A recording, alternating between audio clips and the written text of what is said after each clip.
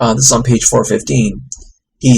Mike has some good commentary now on goodness and wisdom, which I thought was interesting. So, like I said, this is kind of the climax of the book. This is when Jubal visits the cult. So Jubal stays at home most of the book, and Mike goes out and does the carny thing and then does his cult. And now Jubal travels to visit Mike and see how he is now. So this is the climax, really, of the book. Although it's not the ending, which I don't think I get into the ending. No. So I won't give away the ending, but this is when the two main characters meet and have it out intellectually. So I'll read this. This is on page 415. So he says, "Goodness is this is Mike talking. Goodness is not enough. Goodness is never enough. That was one of my first mistakes, because among Martians, goodness and wisdom are identical, but not with us. Take Jill." That's the nurse who rescued him, who's a high priest and who is Mike's kind of main, sort of his wife.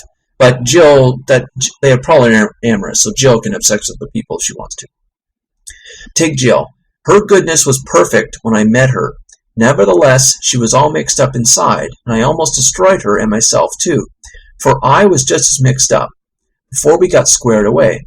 Her endless patience, not common on this planet, was all that saved us. While I was learning to be human, she was learning what I knew. But goodness alone is never enough. A hard, cold wisdom is required for goodness to accomplish good. Goodness without wisdom always accomplishes evil. And then he goes on and says that we need Jubal in the cult because Jubal is cold hard wisdom.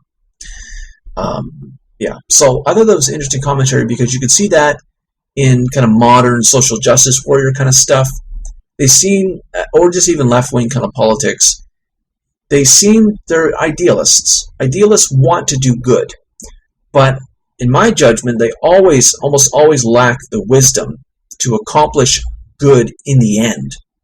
They have a certain belief that certain things should be done, like getting rid of poverty or getting rid of discrimination or whatever. But yet their methods tend to make it worse. So they don't like discrimination. Obviously, discrimination is bad. If you select people based on irrelevant characteristics, that's stupid. That makes you an ass or a jerk. But their solution, which lacks wisdom, their solution is to create affirmative action, which is discrimination. So they lack the cold hard wisdom that makes the goodness have the outcome of good. So maybe in this context, maybe goodness is not quite the right word. Maybe we mean good intentions. Good intentions is never good unless it's backed by wisdom, and then the outcome is good. So maybe that's the better way of putting it instead of putting goodness here. So there's a good point there.